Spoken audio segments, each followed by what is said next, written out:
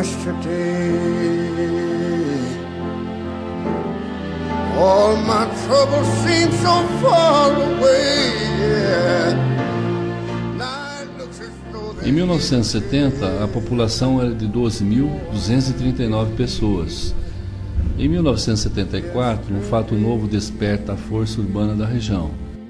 Era a implantação em Paulínia da refinaria do Planalto Paulista, Replan, a apenas 11 quilômetros de distância de nossa cidade.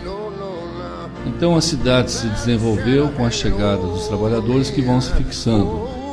Em nossa área urbana, estradas são alargadas, o comércio se desenvolve, começam a surgir outras indústrias, principalmente do ramo têxtil, que chegam em poucos anos em torno de 50.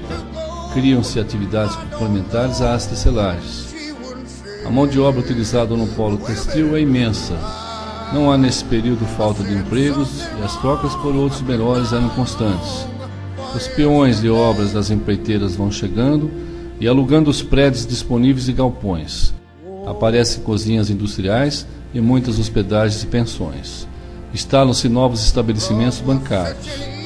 A Escola Municipal Dr. Moacir do Amaral, criada nos anos 60 pela Prefeitura Municipal, recebe grande contingente de alunos da cidade e da região, ampliando seus cursos de primeiro grau e técnicos.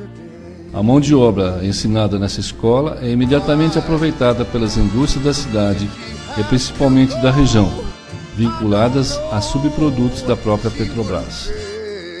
Surge em 1974 o transporte coletivo urbano de passageiros. Em 1977 contam-se aproximadamente 20 mil habitantes do município. A cidade perdeu a estrada de ferro e passava a receber a denominação de cidade dormitório por receber os funcionários que trabalhavam em outras cidades da região, mas também ganhou muito com a instalação da refinaria do Planalto. Vai recuperando seu poderio econômico. Vai se desenvolvendo também com novos loteamentos, fixando muitas pessoas na cidade.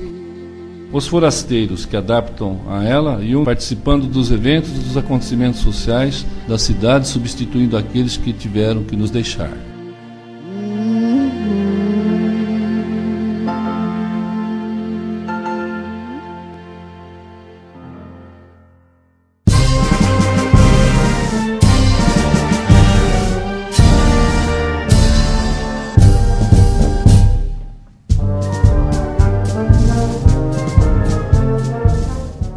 A edição número 1 do jornal O Município, cujo diretor era Moacir do Amaral, publica em sua capa no dia 20 de janeiro de 1946 o tema sobre a autonomia política de Cosmópolis.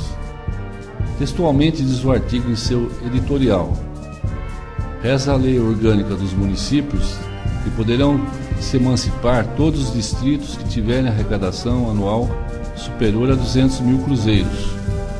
Nesse caso, Cosmópolis estava na brecha para conquistar a sua autonomia. Velho sonho de nossa população que se concretizou de forma brilhante. Uma justiça que se repara para gáudio de nosso povo paulista convicto e sincero. Muito trabalho teve a comissão encarregada de conquistar a liberdade administrativa de nossa terra. A primeira tentativa, feita no tempo do governo Dr. Adhemar de Barros, foi infrutífera. Campinas estava com os trunfos na mão e impediu a consecução do que planejávamos. Todavia não esmorecemos e voltamos ao governo do perclaro Dr. Fernando Costa a tratar de nossas prerrogativas e conseguimos ver realizado o nosso sonho. Não há dúvida, uma vitória rutilante foi alcançada e que tem para os cosmopolitanos grande significação, visto que Campinas tudo fizera politicamente para anular nossa investida, para não perder um dos seus mais ricos distritos. A comissão estava, entretanto, atenta a todas as maquinações maquiavélicas. Venceram, contudo, o direito e a justiça. Os cosmopolitanos tinham o direito de viver independentes e tanto fizeram porque alcançaram seus objetivos. Uma soberana vontade que não podia sofrer contestação. O nosso município pôde progredir duplicadamente sob a direção de pessoas de sua direita confiança e escolha.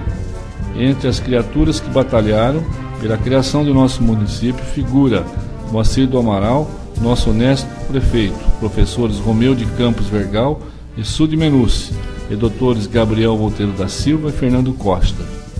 A esses cavaleiros andantes de nossos ideais e nossos princípios democráticos, os cosmopolitanos têm uma eterna dívida de gratidão por tudo que realizaram. O município, surgindo à luz da publicidade, disposto a propugnar pelos interesses de nossa cidade, rende uma justa homenagem aos que não mediram esforços pela grande causa, elevando seu pensamento ao alto pela felicidade coletiva.